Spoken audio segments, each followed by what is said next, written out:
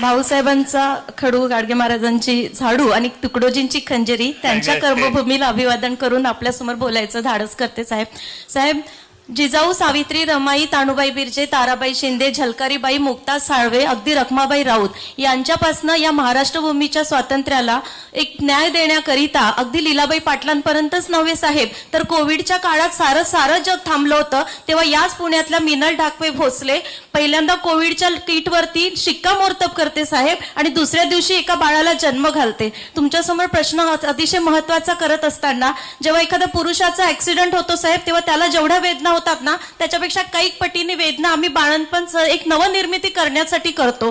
तर प्रश्न हा विचारावासा वाटतो साहेब, की या महाराष्ट्र निर्मितीसाठी एवढ्या महिला शक्तींनी महत्वाची भूमिका बजावल्यानंतर कित्येक सत्ता आल्यात आणि गेल्यात, तरी सुद्धा इथल्या सत्ताधाऱ्यांना एकदाही या महाराष्ट्र भूमीला महिला मुख्यमंत्री का द्यावीशी वाटली नाही?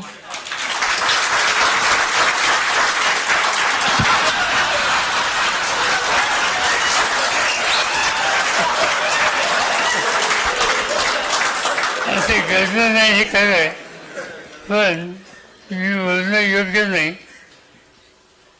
पण महिलांना वेगवेगळ्या क्षेत्रामध्ये कायद्याने घटनेला अधिकार मिळाला पाहिजे, या संबंधीचं देशातलं पहिलं